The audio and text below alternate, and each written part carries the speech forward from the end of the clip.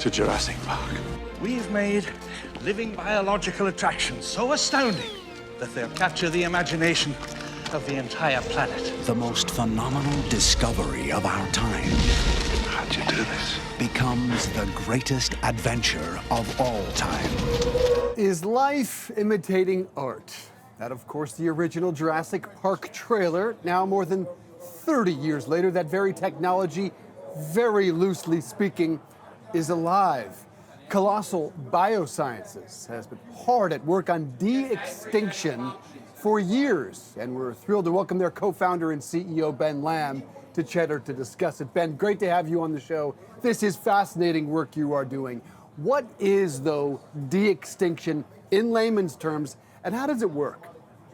Yeah, so de-extinction involves identifying old genes in extinct species. So what we have had to actually do is take a lot of ancient genomes, because DNA degrades very, very quickly, assemble them together, and then compare them to the closest living relative. So an example of that is the mammoth is actually 99.6% the same genetically as an Asian elephant. So you do a lot of computer work and comparative genomics work to understand the difference. And then we use CRISPR and all these other gene engineering tools to simply take the genes that are from the mammoth that made a mammoth, and engineer them into its closest living relative, being the Asian elephant. So we're really de-extincting those core genes that have been lost to time.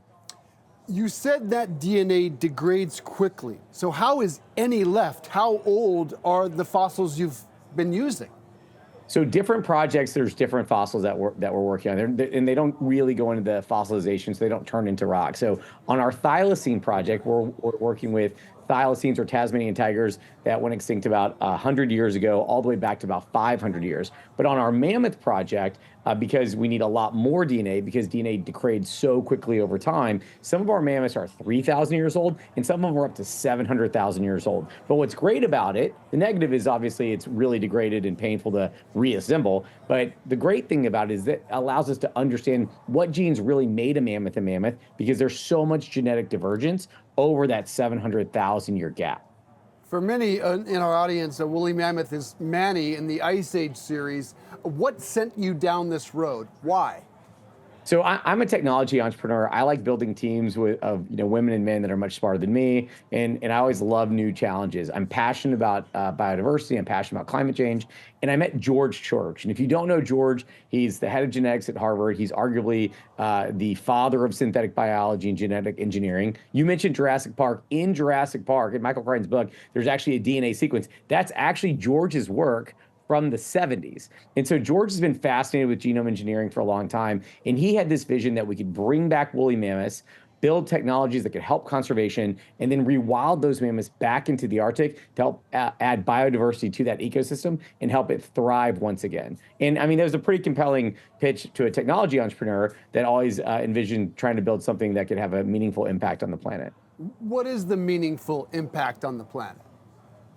Well, it's really kind of threefold. Number one, all of the technologies that we make that have an application for conservation, we give to the world for free. We've actually seen so much success in it. We actually launched the Colossal Foundation, and outside the $435 million we've raised for Colossal, we raised $50 million for our foundation that's just allowing people and conservation groups around the world to use our technologies for free to help conservation.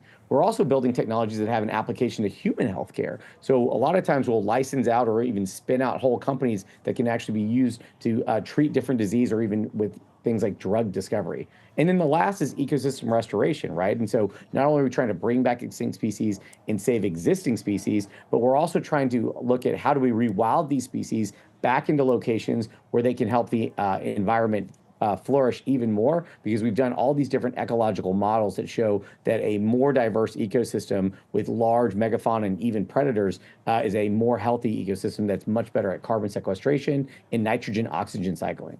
How far along is the Willie Mammoth project? How far are we from experiencing this?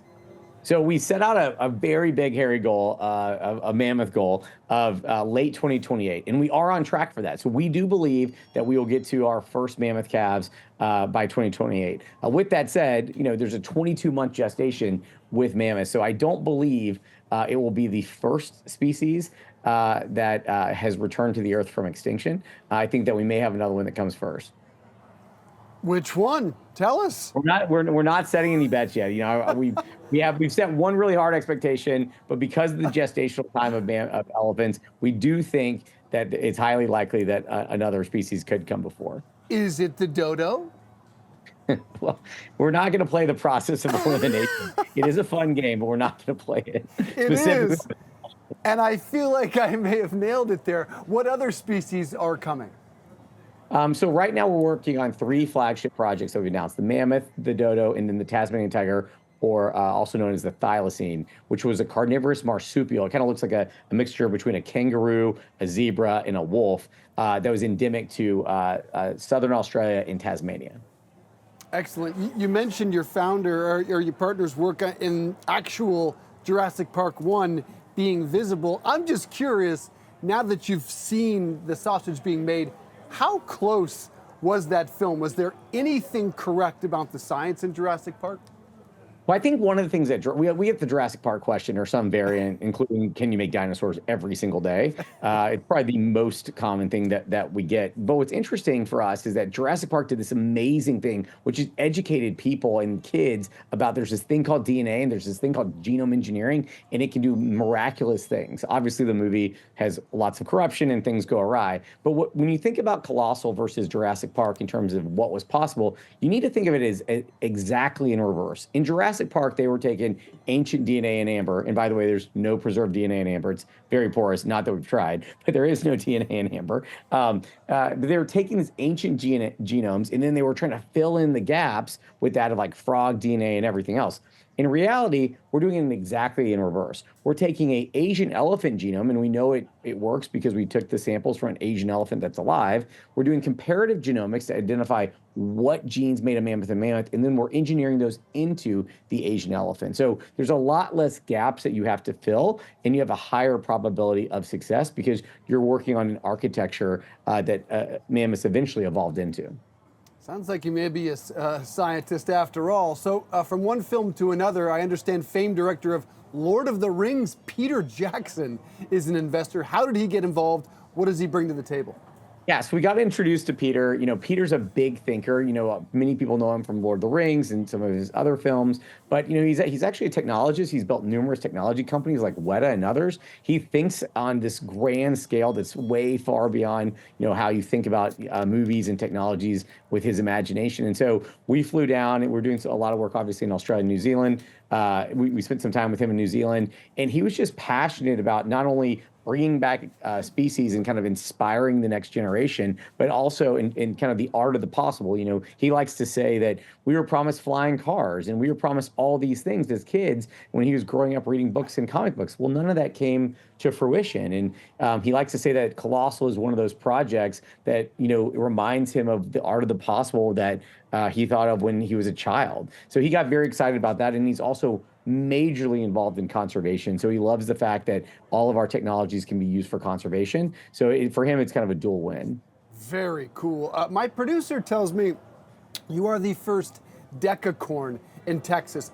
To me, I thought that was just another extinct species. I presume it is not. What is that? We learned that too recently.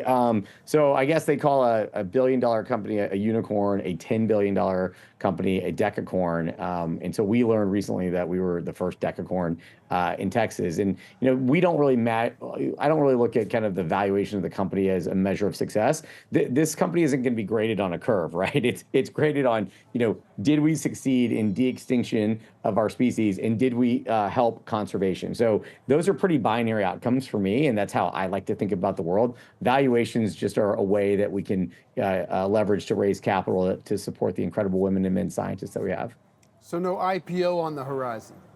You know, we're not focused on that. We're in a great cash position. We have incredible partners and an insane group of investors like Peter and others that have supported us. TWG Global is our newest investor and partner, and they've been fantastic, and they've got a long-term support horizon for us, assuming that we continue to hit our milestones. So right now, you know, monetization and liquidity and IPO isn't the focus of the company. It's really just continuing to deliver on the science and the promise that we've made. Fascinating stuff. Colossal co-founder and CEO Ben Lamm, really appreciate you being here.